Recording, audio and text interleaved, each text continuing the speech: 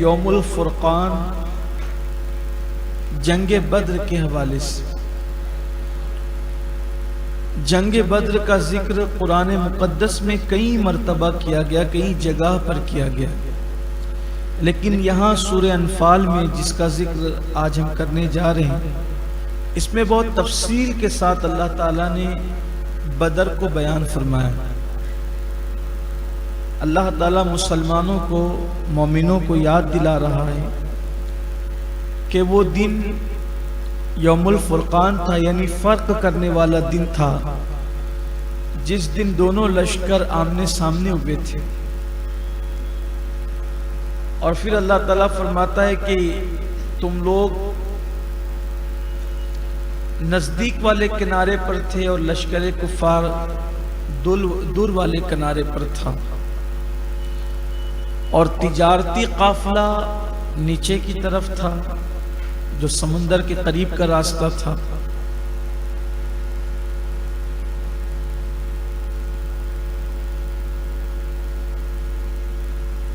تو یہ بلا ارادہ جنگ تھی، اس میں کوئی ایسا جنگ کا پلان نہیں تھا۔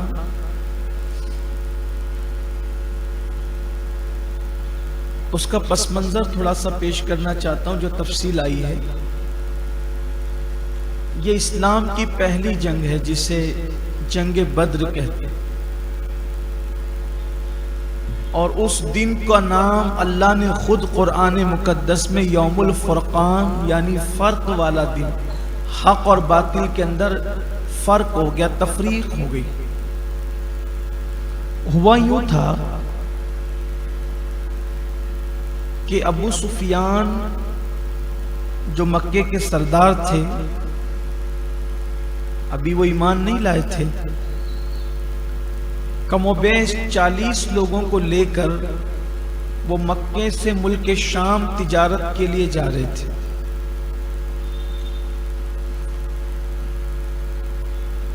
تو وہ جو تجارتی قافلہ تھا اس کا مقصد یہ تھا کہ پورے مکے والے اس کے اندر اپنا مال لگائیں گے، اور اس سے جو بھی منافع ہوگا ہم مدینہ منورہ کے ان مٹھی بھر مسلمانوں کو ہتھیار وغیرہ کے ذریعے سے، جنگ کے ذریعے سے ختم کر دیں۔ یہ جو وجہ ہے اس کو ذہن میں رکھنے کی بہت ضرورت ہے، اس لیے کہ میں نے بہت ساری سیرت کی کتابوں کو جو دیکھا ہے اس میں مجھے حیرت ہوئی کہ بڑے بڑے اہل علم نے عجیب و غریب الفاظ استعمال کیے اس تجارتی قافلے پر حملے کے نام پر۔ حالانکہ ہو سکتا ان کی توجہ نہیں گئی ہوگی، یہ مجھے اچھے نہیں لگے الفاظ۔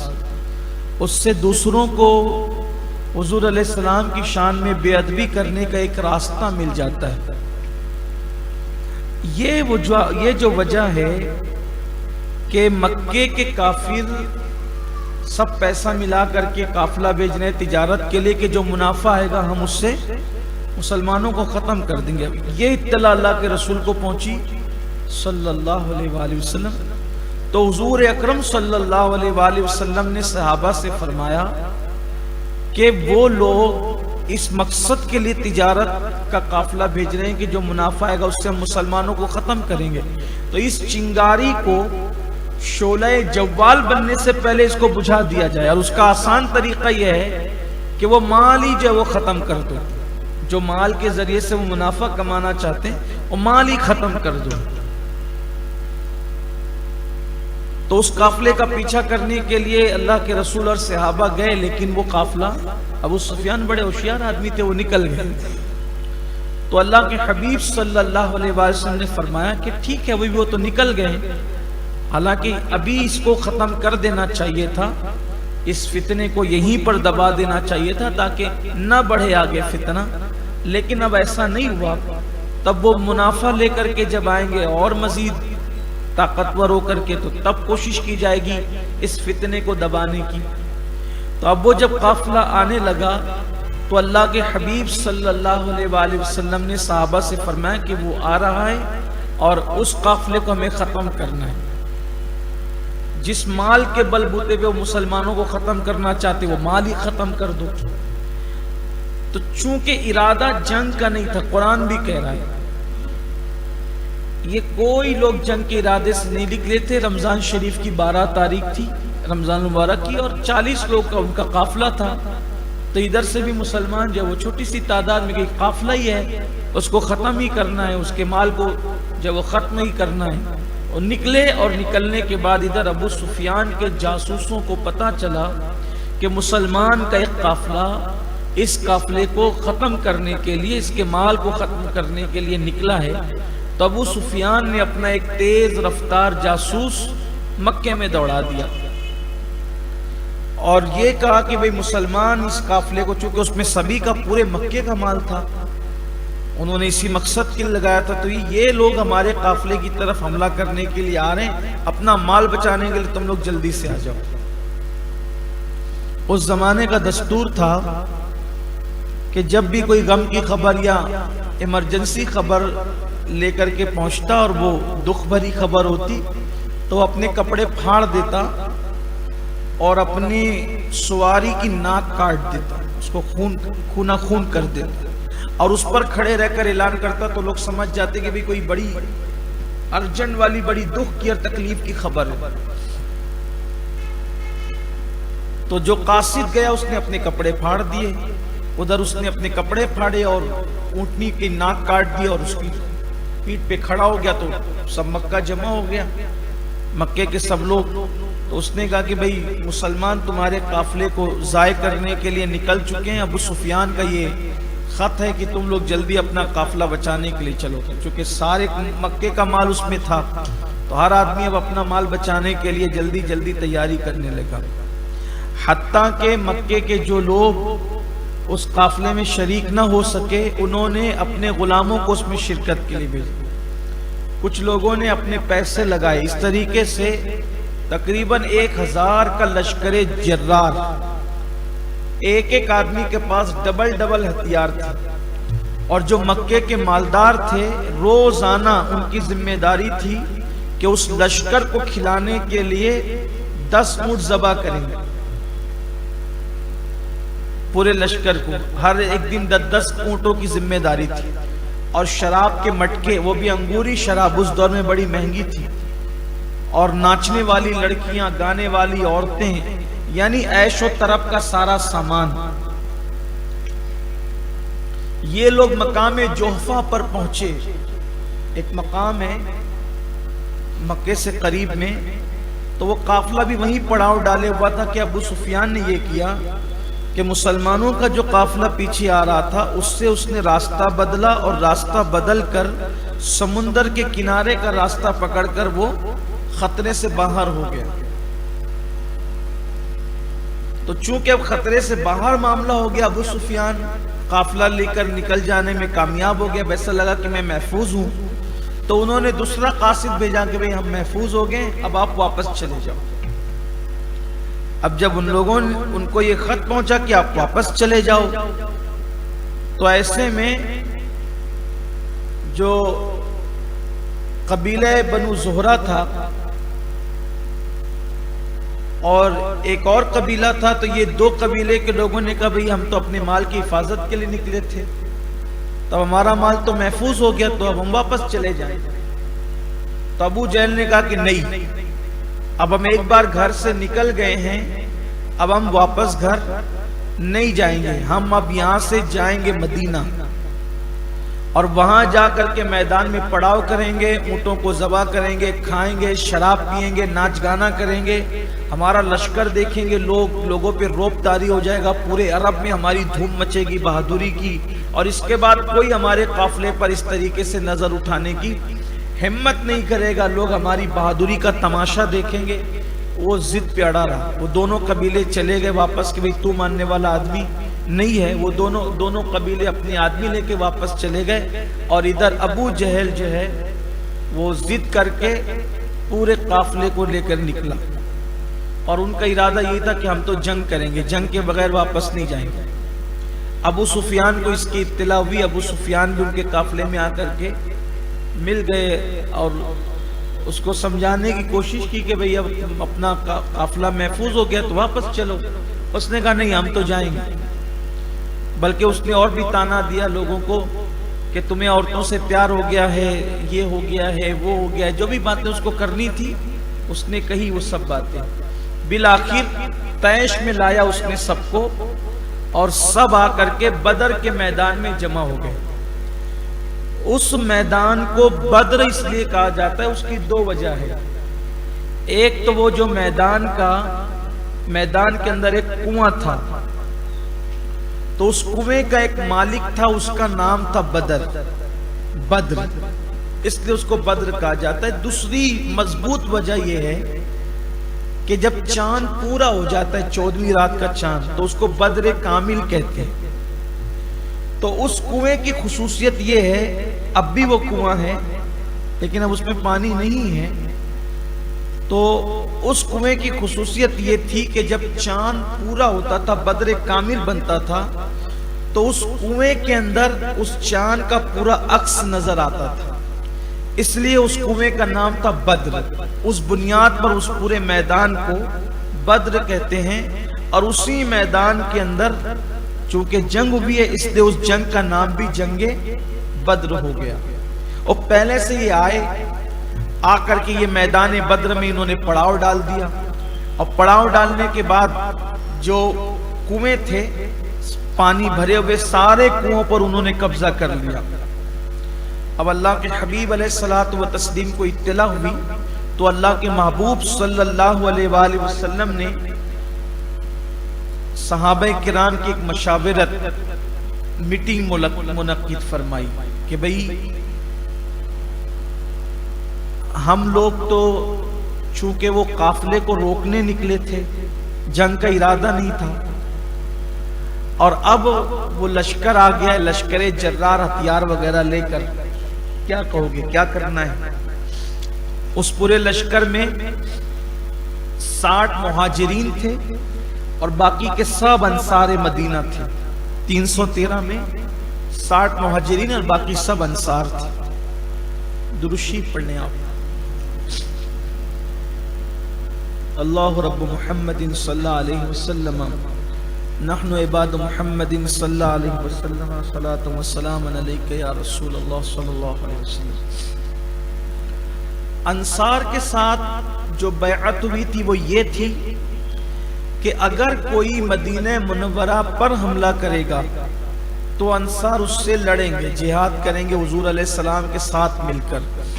لیکن چونکہ اب یہ قافلہ تو مدینہ منورہ کے باہر، اور وہ بھی اتنی دور، بدر کا میدان، وہاں جنگ ہونی تھی، تو اللہ کے حبیب علیہ السلام نے صحابہ سے پوچھا کہ کیا کرنا چاہیے، ہم تو قافلہ روکنے نکلے تھے اور یہ لشکر جرار آ گیا۔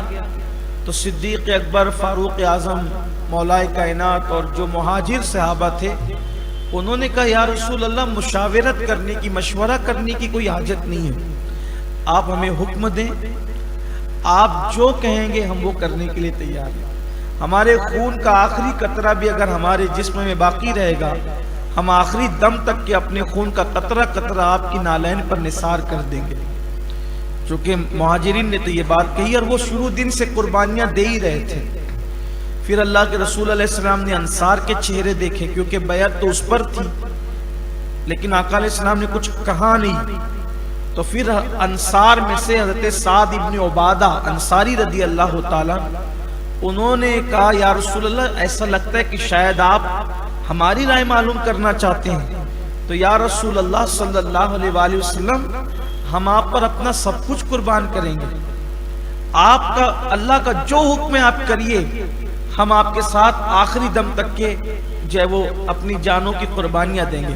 ایک دوسرے صحابی حضرت مقداد ابن اسود کھڑے ہوئے، انہوں نے عرض کی یا رسول اللہ ہم انصار مدینہ ہیں، آقا ہم موسیٰ کی قوم کی طرح لوگ نہیں ہیں، ہم یہ نہیں کہیں گے کہ آپ لڑو اور آپ کا خدا لڑے، آپ ہمیں حکم دیجئے، ہم ان پر جو وہ چڑھ دوڑیں گے اور ہم اپنا سب کچھ قربان کر دیں گے آقا ہم آپ پر۔ اللہ کے رسول علیہ السلام نے ان سب کو دعائیں دی، اور دعائیں دینے کے بعد اللہ کے حبیب علیہ السلام نے فرمایا کہ آپ بدر کی طرف چلو۔ کیسے حالات تھے ہمیں اس کا احساس ہونا چاہیے۔ میں یہ چاہتا ہوں کہ اسلام کے متعلق جو جنگیں ہوئی ہیں، ان جنگوں کو مسلم نوجوان پڑھیں، اور سمجھیں کہ کتنی بڑی قربانیاں دی گئی ہے اسلام کو ہم تک پہنچانے کے لیے۔ یہ آج جو بیٹھے ہوئے تراویح چھوڑ رہے ہیں لوگ، رمضان المبارک میں بھی نمازیں چھوڑ رہے ہیں لوگ، روزوں کا چھوٹ جانے کا کوئی احساس نہیں، دین کی کوئی پاسداری نہیں، دین کا کوئی درد نہیں، دین کا کوئی جذبہ نہیں۔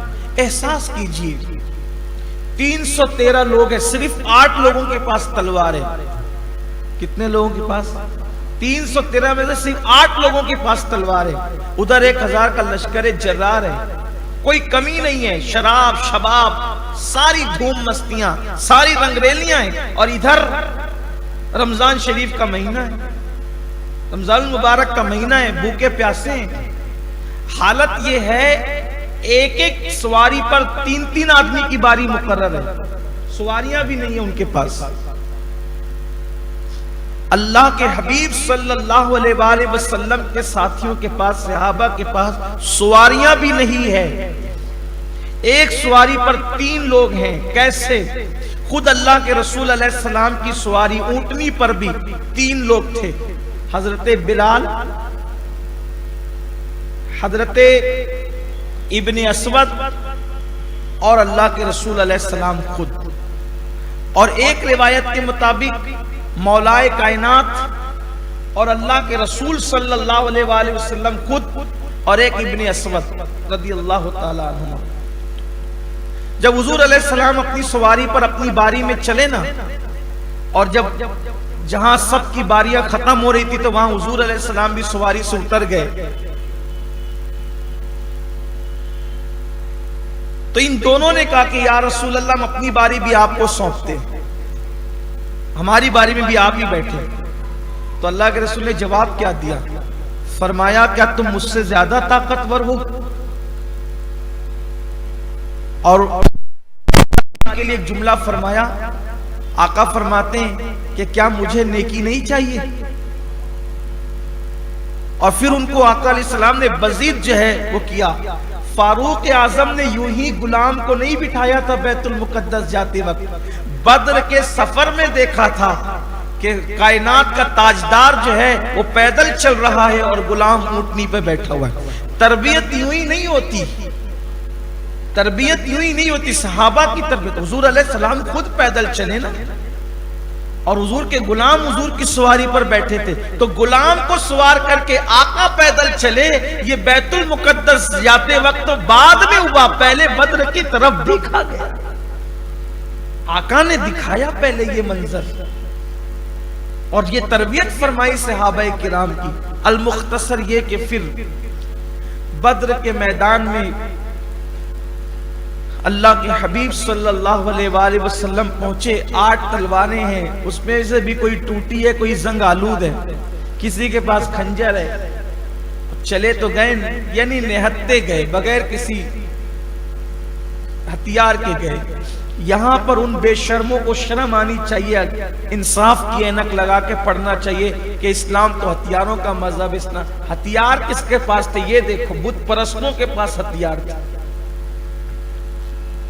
مکے کے مشرکین کے پاس ہتھیار تھے، کلمہ پڑھنے والوں کے پاس تو تلواریں 8 تھی، اس میں سے بھی کچھ ٹوٹی ہوئی، کچھ زنگ آلود۔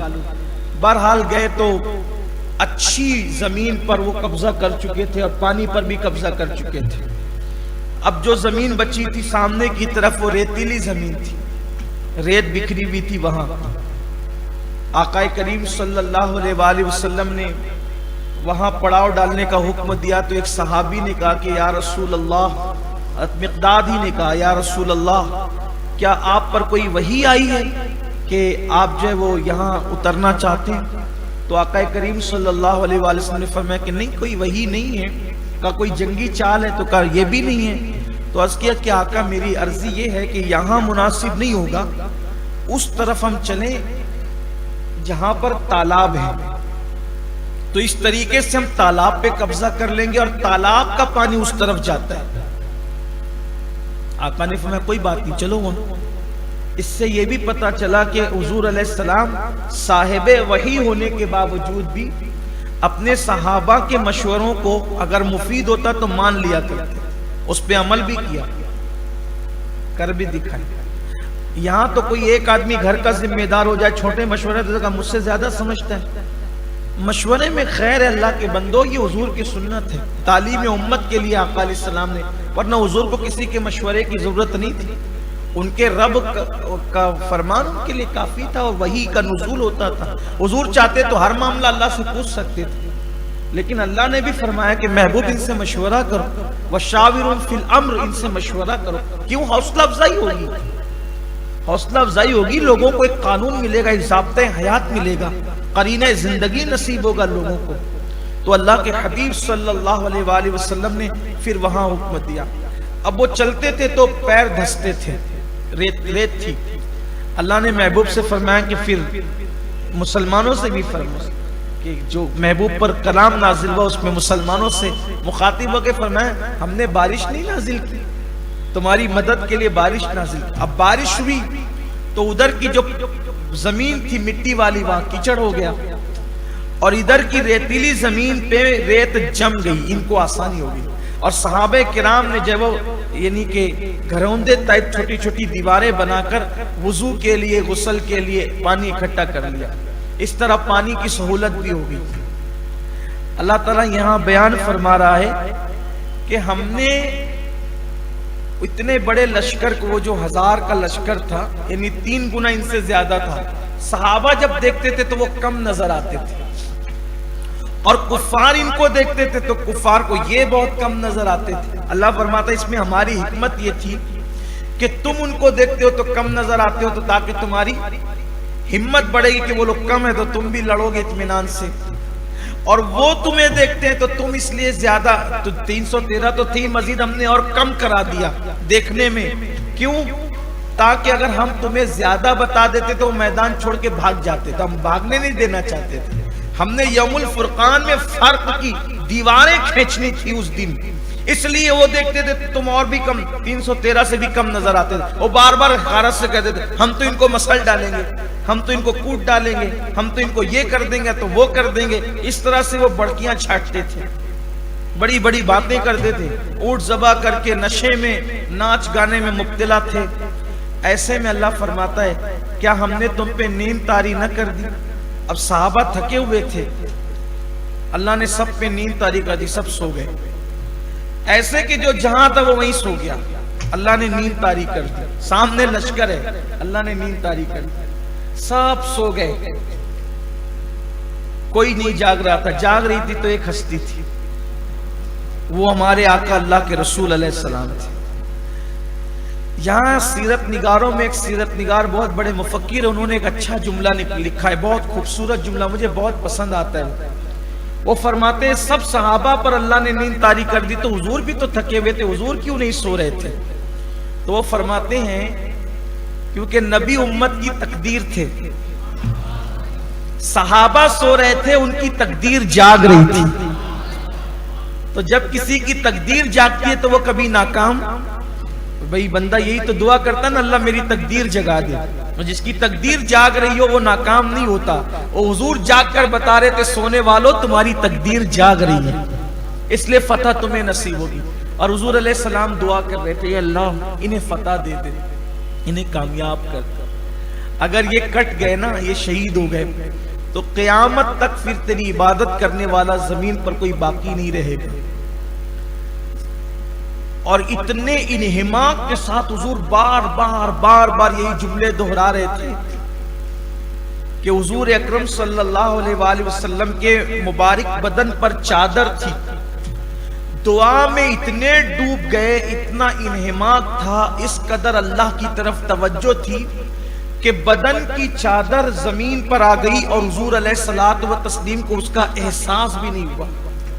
صدیق اکبر کی آنکھ کھلی، دیکھا کہ اللہ کے رسول کی کیفیت یہ، تو چادر اٹھائی حضور کے بدن پہ ڈالا اور عرض کیا کہ یا رسول اللہ آپ مشقت نہ فرمائیں، اللہ اپنا وعدہ پورا فرمائے گا اور یہ کامیاب ہوں گے، حضور سب کو کامیابی ملے گی۔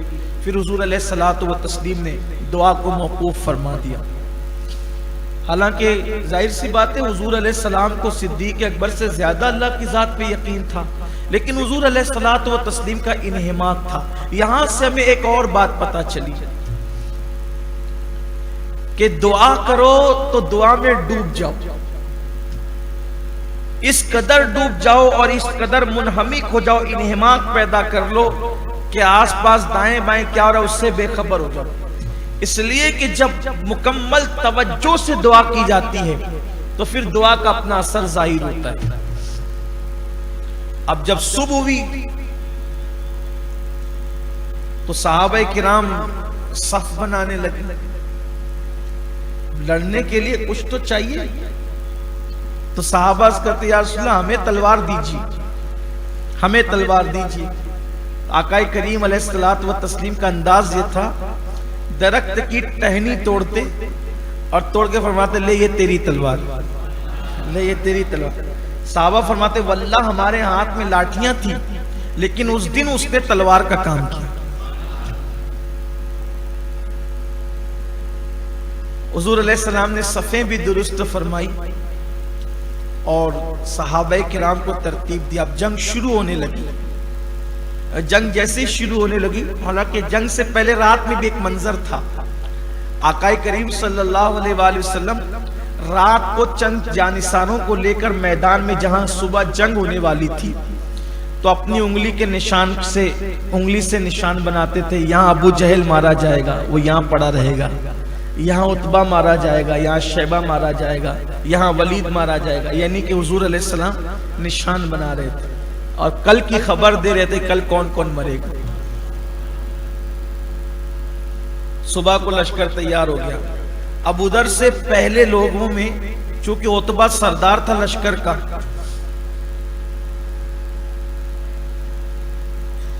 تو عتبہ اور اس کا بھائی شیبہ اور اس کا بیٹا ولید یہ تینوں میدان میں آئے، اور میدان میں آنے کے بعد کہا کہ بھیجو ہمارے مقابل میں۔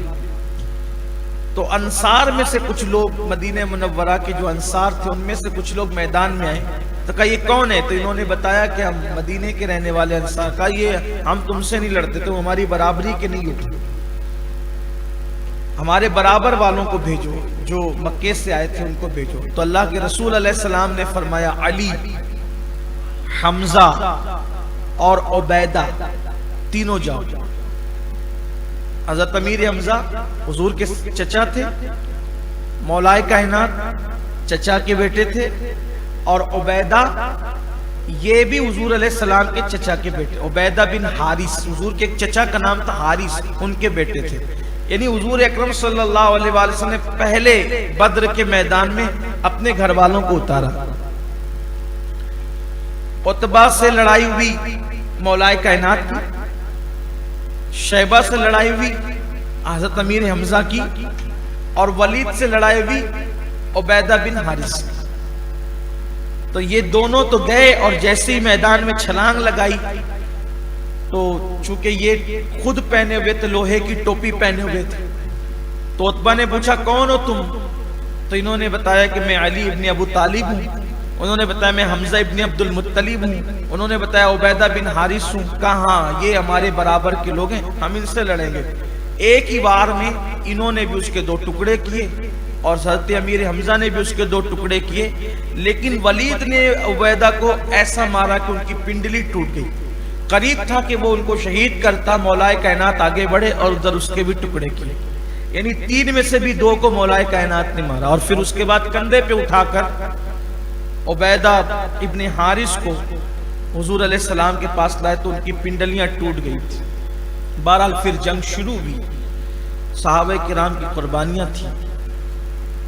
ابو جہل حضرت فاروق اعظم کا ماموں، فاروق اعظم کہتے تھے میں اس کو ماروں گا، میں ماروں گا۔ اسی طرح کے صدیق اکبر، سامنے صدیق اکبر کے بیٹے عبد الرحمن بن ابو بکر، یعنی اس طریقے کی جنگ۔ کوئی باپ کسی کا کھڑا ہے سامنے، کسی کا بیٹا کھڑا ہے، کسی کا چچا کھڑا ہے، کسی کا ماموں کھڑا ہے، اور صحابہ کرام ان پر جو وہ دانت پیستے، ابھی اشارہ ہو کہ ہم ان پہ ٹوٹ پڑے اور بتائیں لوگوں کو کہ دنیا دیکھ لے، تاریخ گواہ ہو جائے کہ ہم نے نبی کا کلمہ پڑھا ہے اور ہمارے لیے سب کچھ اللہ کا رسول ہے۔ یہاں پہنچ کر میں اپنے جوانوں سے کہتا ہوں، وہ اپنے باپ کو مارنے کے لیے تیار تھے اللہ کے رسول کی رضا کے لیے، وہ اپنے بھائیوں کے لیے کھڑے تھے مخالفت میں، وہ اپنے بیٹوں کے خلاف کھڑے تھے۔ ہم کیسے کلمہ پڑھنے والے ہیں، ہم گناہ نہیں چھوڑ سکتے حضور کے لیے؟ وہ اپنا باپ چھوڑ سکتے، ہم گناہ نہیں چھوڑ سکتے۔ وہ اپنا بھائی چھوڑ سکتے، ہم گناہ نہیں چھوڑ سکتے. وہ اپنے ماموں پہ تلوار اٹھا سکتے، ہم گناہ نہیں چھوڑ. ہمیں تو یہی مطالبہ ہے کہ گناہ چھوڑ دو، وہ بھی ہم سے نہیں ہوتا ہے. کیسے مسلمان ہیں ہم؟ معمولی بات ہے بیٹے پہ تلوار اٹھانا، معمولی بات ہے باپ پہ تلوار اٹھانا، معمولی بات ہے چچا پہ تلوار اٹھانا. آسان ہے یہ؟ آسان نہیں. آج کے دور میں جب وہ لوگوں کو سمجھی چھوڑنا آسان نہیں ہوتا. وہاں باپ صحابہ کرام کی قربانیاں یہ اس شان سے. اور اس کے بعد اللہ کا وعدہ، حضور علیہ السلام نے جب وہ 3000 فرشتے مانگے تھے اللہ سے، اللہ تعالیٰ نے 5000 بھیجے. ابھی بھی میدان بدر میں ایک پہاڑ ہے، وہ ریتیلا پہاڑ، اس کو جبل ملائکہ کہتے ہیں. جبریل علیہ السلام 5000 فرشتوں کے ساتھ اترے تھے اور اللہ تعالیٰ نے مدد فرمائی. ان کے 70 بڑے بڑے کافر مارے گئے. ابو جہل کو تو 2 بچوں نے مل کے قتل کیا، چھوٹے چھوٹے بچے. ایک صحابی کے بعد پوچھا کہ چچا وہ ابو جہل کدھر ہے؟ وہ یعنی جو جتنا مغرور تھا وہ اتنی ذلت سے قتل ہوا. چھوٹے چھوٹے بچے ننھی ننھی تلواریں لے کے اس کو ڈھونڈ رہے تھے. صحابی کہتے ہیں میں نے بتا دیا تو وہ بچے جھپٹ پڑے اور اس کو مارا. وہ بار بار کہتا تھا کہ مجھے مارا بھی تو بچوں نے مارا. اور یہ بھی ہمارے بزرگوں نے لکھا ہے کہ جب وہ گرا نا، اس کو پتا تھا کہ حضور نے کہیں نشان لگایا ہے، حضور نے کہیں نشان لگایا کہ میں یہاں مروں گا. تو اس کو ایسا لگا کہ میں وہیں گرا. تو اس نے سوچا کہ جاتے جاتے معاذ اللہ حضور علیہ السلام کے نشان سے میں کھسک جاؤں تاکہ لوگوں کو پتا چلے کہ جہاں حضور نے نشان لگایا تھا میں وہاں نہیں مرا. معاذ اللہ اس کی بدبخت کی کوشش دیکھو، جاتے جاتے گرا وہ وہاں نہیں تھا. اب وہ اس نیت سے کھسکا کہ حضور کے نشان سے ہٹ جائے. کھسکتے ہوئے وہ وہاں پہنچا جہاں حضور نے دائرہ بنایا تھا اور وہاں پہنچا، وہیں پہ مرا. کائنات پکار اٹھی، صدق رسول اللہ صلی اللہ علیہ وسلم، اللہ کے رسول نے سچ فرمایا. 70 بڑے بڑے کافر مارے گئے، 70 کافر بڑے بڑے مارے گئے. یعنی ان کا غرور خاک میں مل گیا، ان کی کمر ٹوٹ گئی اور 70 مارے گئے اور 70 قیدی بنائے گئے. رسیوں سے باندھ کر کے پھر ان کو 3 دن اللہ کے رسول علیہ السلام نے بدر کے میدان میں قیام فرمایا اور جتنے کافر مارے گئے تھے ان سب کو کنویں میں بھر دیا، کنویں میں ڈال دیا. اور پھر میرے آقا نے فرمایا اے ابو جہل، اے عتبہ، اے شیبہ، اے ولید، اے فلاں، اے فلاں، اے فلاں، دیکھا میرے اللہ کا وعدہ سچ ہو کر کے رہا.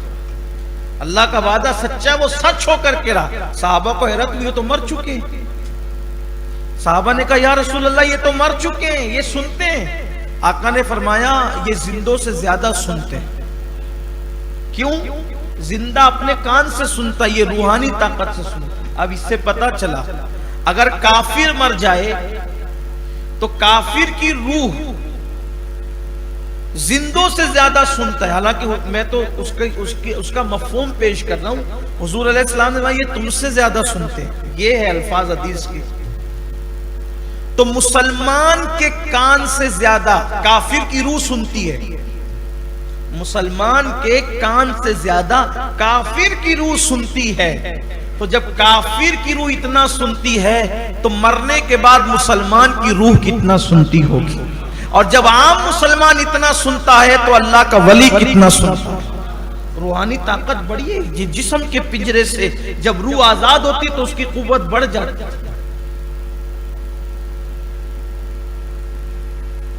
اللہ والوں کے لیے کسی نے کہا تھا کون کہتا ہے کہ ولی مر گئے؟ کون کہتا ہے کہ ولی مر گئے؟ وہ وطن میں اپنے گھر گئے تو گھر کو لوٹے ہیں. وہ جدھر سے آئے تھی تو ادھر گئی. یا ایتھا النفس المطمئنہ ارجعی الی ربک راضیۃ مرضیہ. ان کو سنایا جاتا ہو جاتے میرے جنازے پہ رونے والوں فریب میں ہو بغور دیکھو مرا نہیں ہوں، غم نبی میں لباس ہستی بدل دیا. تو روحانی طاقت بہت بڑی ہے. اس سے ہمیں بھی اپنا عقیدہ درست کرنا. اس سیاہ ستہ کی روایت ہے. صحابہ نے عرض کیا حضور یہ سنتے؟ کہا یہ تم سے زیادہ سنتے. اس سے پتہ چلا کہ یہ جو جھگڑا کھڑا کر رکھا ہے نا کہ مردے نہیں سنتے، مردے نہیں سنتے، مردے نہیں، قرآن کہہ رہا ہے مردے نہیں سنتے. ارے قرآن نے کن مردوں کو کہا وہ تو دیکھو. قرآن کی پوری آیت پڑھا کرو. ادھر سے تھوڑا لیا ادھر سے تھوڑا لیا، اختلاف پیدا کر دیا. اللہ نے فرمایا محبوب یہ مردے نہیں سنتے، یہ پیٹ پھیر کر چلے جاتے ہیں. مردے نہیں سنتے، یہ پیٹ پھیر کر چلے جاتے ہیں. مطلب کیا؟ کوئی مردہ پیٹ پھیر کر جا سکتا ہے؟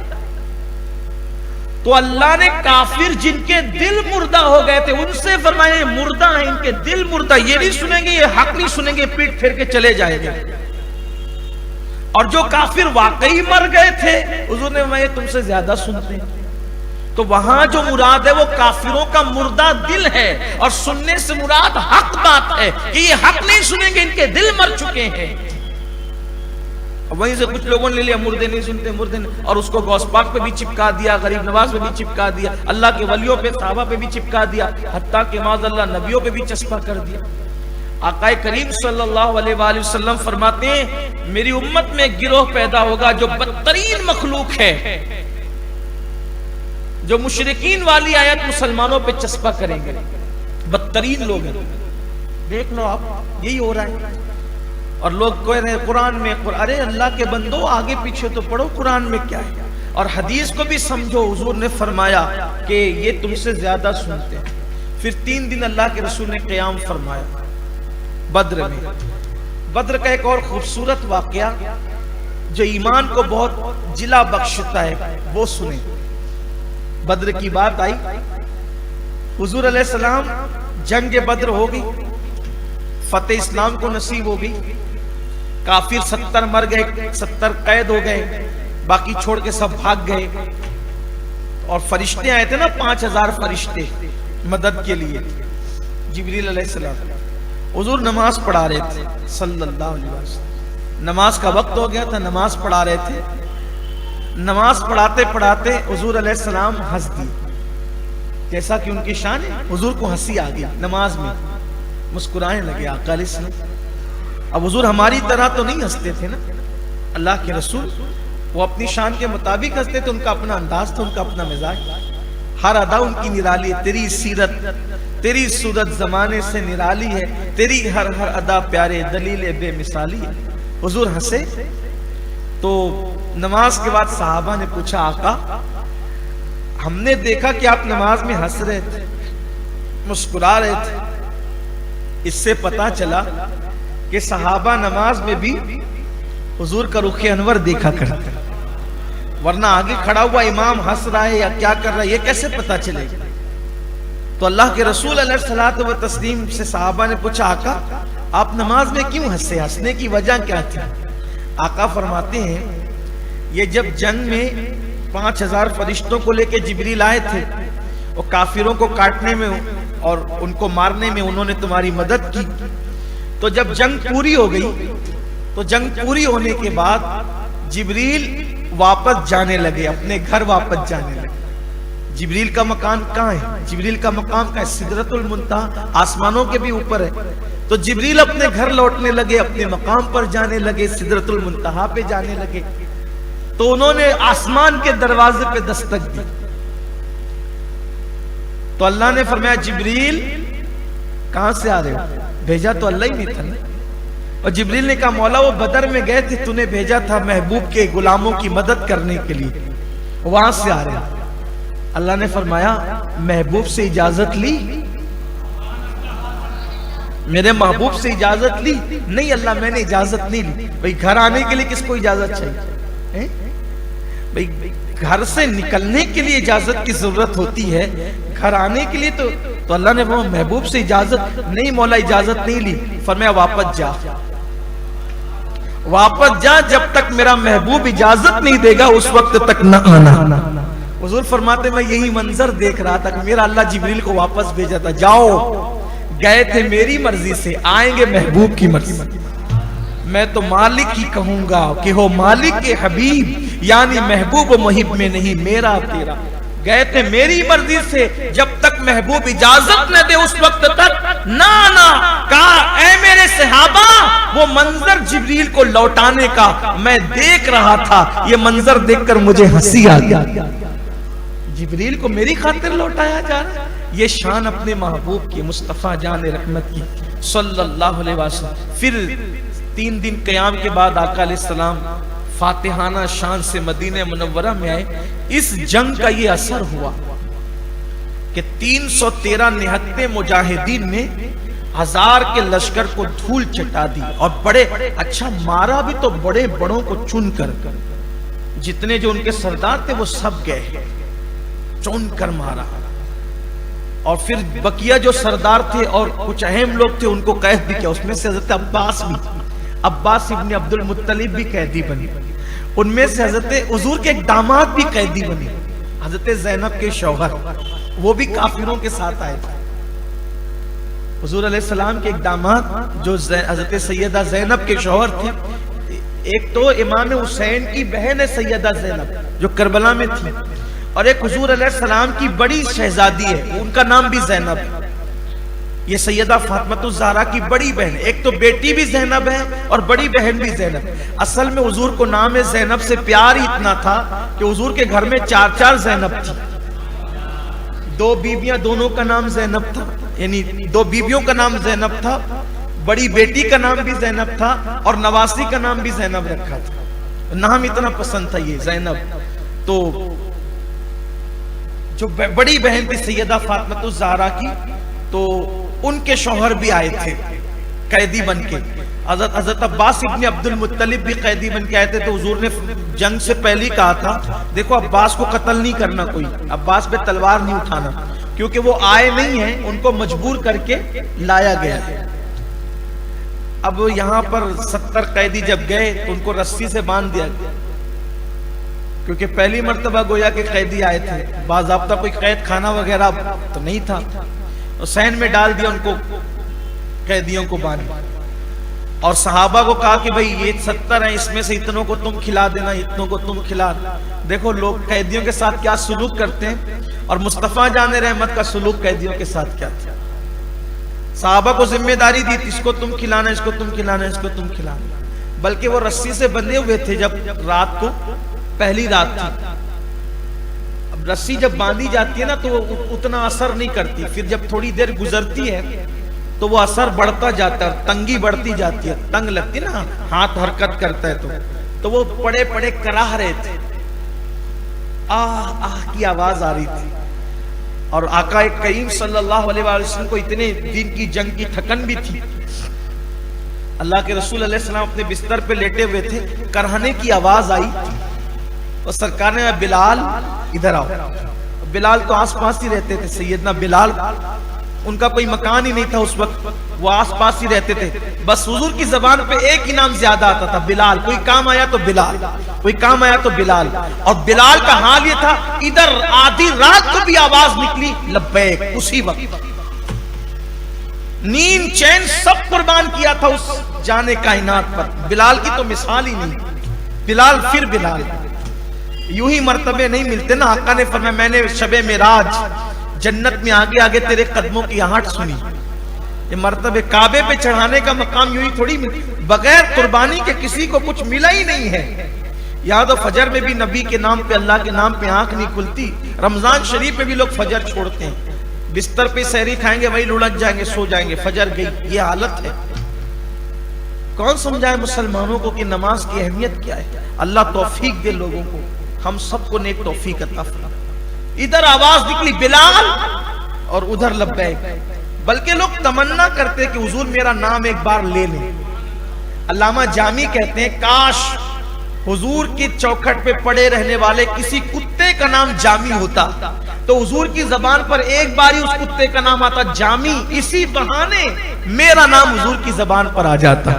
لوگ تمنا کرتے کہ میرا نام کبھی حضور کی زبان پر آتا تو آقا کریم بلال، بہت بلال بلال یا رسول اللہ لبیک، ارشاد ہوتا ہے ان کی رسیاں ڈھیلی کر دو، ان کے کراہنے کی آواز مجھے سونے نہیں دیتی، ان کی رسیاں ڈھیلی کر دو۔ اس مقام پر میں پہنچتا ہوں تو مجھے دو باتیں یاد آتی۔ ایک، جب مکے کے کافر جو حضور کی جان لینے آئے تھے، ان کی رسیوں کی کراہیں حضور کو سونے نہیں دیتی، تو جب کربلا کے میدان میں نبی کی بیٹیوں کو باندھا گیا ہوگا رسیوں سے، اس وقت حضور کے دل پر کیا گزری ہوگی۔ اور دوسری بات یہ کہ جب کافروں کی مصیبتیں اور رسیاں حضور علیہ السلام کو ان کی کراہیں سونے نہیں دیتی، تو اس وقت پوری امت کرا رہی ہے، اس وقت پوری امت کی زبان پہ کراہ ہے، آؤ فگا ہے۔ یہ کراہیں حضور علیہ السلام کو قبر میں کتنی بے چین کرتی ہوگی، اور حضور علیہ السلام امت پر ضرور متوجہ ہوں گے۔ بس ایک چیز کی ضرورت ہے، حضور کی امت حضور کی طرف متوجہ ہو جائے، اس طرف آ جائے۔ یہ بھٹکے ہوئے آہو کو پھر سوئے حرم جانے کی ضرورت ہے۔ بہرحال پھر وہ 70 لوگوں سے کے بارے میں حضور نے مشورہ کیا۔ فاروق اعظم کا حضور ان کو سب کو قتل کرو، جنگ میں جیسے وہ مارے گا ان سب کو مار ڈالے۔ صدیق اکبر نے کہا یا رسول اللہ فدیہ لے کے چھوڑ دو۔ فدیہ لے کے چھوڑیں گے تو دو باتیں ہوگی۔ ایک تو یہ ہوگا کہ مسلمان معاشی طور پہ کمزور ہے، کچھ مضبوط ہو جائیں گے، یہ بھی ہوگا۔ حضور کو صدیق اکبر کا مشورہ پسند آیا، سرکار نے ہمیں فدیہ دو۔ تو جو مالدار لوگ تھے، حضرت عباس بڑے مالدار تھے، 10 اونٹ وہ جو ذبح کرنے والے سردار تھے ان میں سے حضرت عباس بھی تھے، ان پہ بھی ذمہ داری آئی تھی، زبردستی کیا تھا ابو جہل نے۔ تو حضرت عباس نے بھی جو ہے وہ 10 اونٹ کھلائے تھے رستے پر، جو باری کے دن تھے، مالدار تھے وہ، اس وقت ان کے پاس بھی اچھی دولت تھی۔ اب جب قیدی آئے تو کچھ لوگوں سے کبھی اپنا فدیہ دو، جو فدیہ نہیں دے سکتے وہ میرے صحابہ کو لکھنا پڑھنا سکھا دو۔ اب وہ لکھنا پڑھنا تو ظاہر سی بات ہے، قرآن حدیث تو لکھنا پڑھنا تھوڑی سکھایا جا رہا تھا، وہ مکے کے کافر تھے، وہ کیا سکھا رہے تھے؟ اس دور کا جو دنیاوی علم تھا، وہ اس سے دنیاوی علم کی اہمیت بھی پتہ چلتی ہے کہ حضور اپنے صحابہ کو اس دور کے جو علوم تھے وہ بھی سیکھتا ہوا دیکھنا چاہتے تھے۔ اس سے ہمیں بھی پتہ چلتا ہے کہ ہمیں اپنے بچوں کو بھی پڑھانا لکھانا چاہیے، اور ہمارے بچوں کو بھی چاہیے کہ وہ بھی محنت کرے پڑھنے لکھنے، تاکہ وہ کچھ بنے۔ تو بہرحال اس میں بہت سب باتیں نہیں کروں گا، 2 باتیں کر کے ختم کرتا ہوں۔ حضرت عباس سے فدیے کی بات آئی تو عباس نے کہا کہ میرے بھتیجے، آپ تو جانتے ہو کہ میرے پاس اتنی دولت نہیں ہے، جب آپ مکے سے گئے میری معاشی حالت کچھ اچھی نہیں رہی، میرے پاس دولت نہیں ہے، تب میں آپ کو کیا دوں، میرے پاس تو کچھ ہے نہیں۔ آقا نے مسکرایا، فرمایا جب مکے سے نکل رہے تھے جنگ میں آنے کے لیے تو میری چچی ام الفضل سے آپ نے کمرے میں کہا تھا نا کہ یہ سونا ہے، یہ رقم ہے، میں نے یہاں زمین میں دفن کیا ہے، اگر میں زندہ ہوں گا تو جیسے استعمال کرتے ہیں کریں گے، اور اگر میں مارا جاؤں تو اس سے میرے بچوں کی پرورش کرنا۔ چچا آپ تو کہتے ہیں آپ کے پاس کچھ نہیں ہے، وہ سونے کا کیا جو آپ زمین میں چھپا کے آئے؟ عباس کہتے واللہ یہ بات میرے اور ام الفضل کے علاوہ کسی کو پتہ نہیں ہے جو مدینے میں رہ کر مکے کی خبر دے۔ پھر حضرت عباس کلمہ پڑھ کے مسلمان ہو گئے۔ اب وہاں ایک اور واقعہ ہوا جو حضور علیہ الصلوۃ والتسلیم کے بڑے انصاف، ظاہر سی بات ان سے بڑا منصف کون ہو سکتا ہے۔ سرکار نے اپنے داماد، جیسے سب سے فدیہ لے رہے تھے تو داماد کو بھی کہا تو بھی فدیہ دے، حضرت زینب کے شوہر کو، تو انہوں نے حضرت زینب کو کہا، ان کو خط لکھا کہ فدیے کے لیے انتظام کرو۔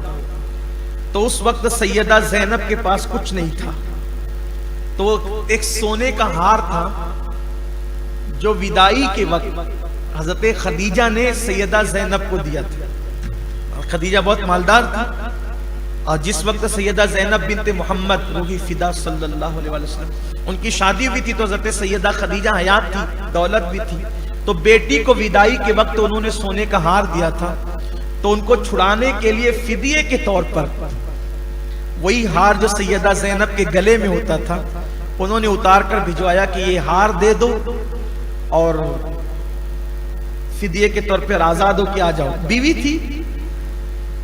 تھی، ایک شوہر کے لیے اتنی بڑی قربانی دی۔ تو جب وہ ہار آیا تو حضور کے داماد وہ جو تھے انہوں نے وہ ہار جو ہے وہ پیش کیا کہ یہ میرا فدیہ ہے. جب وہ ہار آیا تو اب ظاہر سی بات ہے جو چیز آنی تھی وہ حضور کے ہاتھ میں آنی تھی. تو آقا کریم صلی اللہ علیہ وسلم نے جیسے وہ ہار دیکھا تو حضور علیہ السلام وہ ہار دیکھتے رہ گئے. حالانکہ سونے پر چاندی پر حضور نے کبھی توجہ نہیں فرمائی، لیکن وہ جو ہار دیکھا تو دیکھتے رہ گئے. اور میں یہ کس نے دیا؟ تو یہ کہا کہ ابن عاص کی طرف سے یہ ہار آیا ہے فدیے میں. تو آقا کریم صلی اللہ علیہ وسلم کی آنکھوں میں آنسو آ گئے اور حضور علیہ السلام کو اس دن اماں خدیجۃ الکبریٰ کی یاد آ گئی. فرمایا یہ ہار تو خدیجہ کا دیا ہوا ہے جو میری بیٹی زینب کو اس نے تحفے میں دیا تھا. خدیجہ کا ہار ہے. اب وہ جمع کہاں ہونا تھا؟ وہ جمع ہونا تھا بیت المال میں.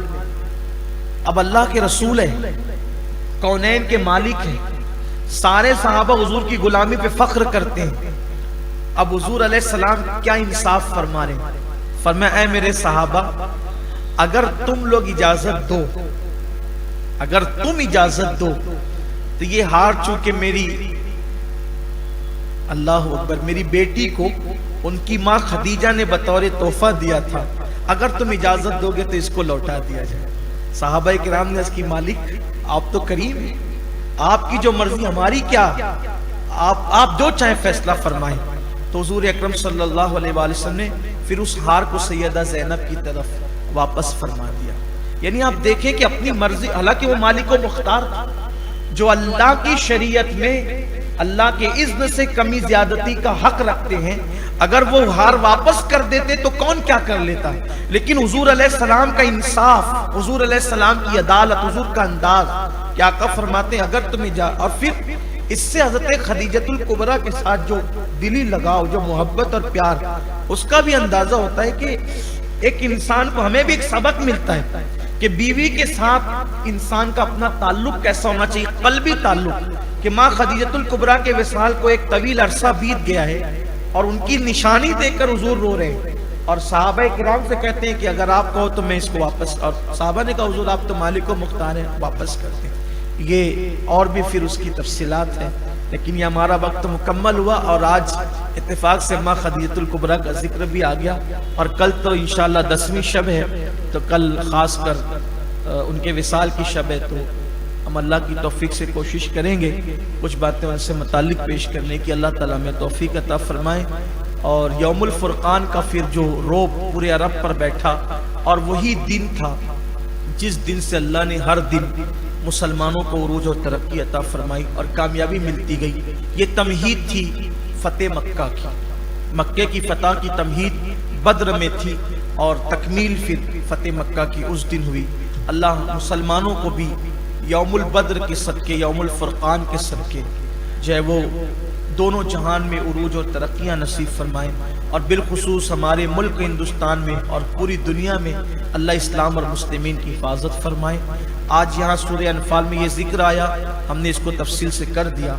اب ہم صرف انشاءاللہ بدر کا جب دن آئے گا تو اختصار کے ساتھ صرف جو ہے وہ 2-3 باتیں کر کے پوری گفتگو ہم اس دن، چونکہ وہ دن ام المومنین حضرت عائشہ صدیقہ کے وصال کا دن بھی ہے، تو ہم 2 عنوان ایک ساتھ جمع ہو جاتے ہیں، پھر تفسیر وقت زیادہ ہو جاتا ہے، تو ہم چاہیں گے کہ آج یہ کر دیے، اس دن وہاں کر دیں گے. 70 کافر قتل ہوئے، 70 کافر قید ہوئے اور صرف 14 مسلمانوں کی شہادت ہوئی.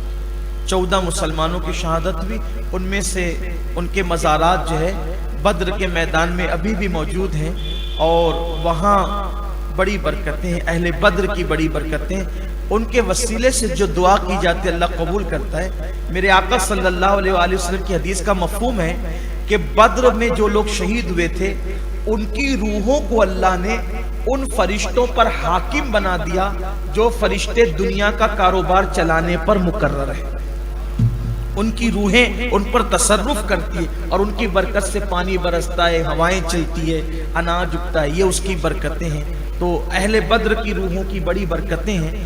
دعاؤں میں اگر ان کا وسیلہ لیا جائے تو اللہ تعالیٰ فوراً دعائیں قبول فرماتا ہے. دعا کرتے اللہ بدر والوں کے صدقے تمام عالم اسلام کو فتح و نصرت عطا فرمائے, اور بدر والوں نے جیسے بدترین کافروں کو ان کے کفر کا مزہ چکھایا, اللہ مغرور کافروں کو آج کیفر کردار تک پہنچا دے.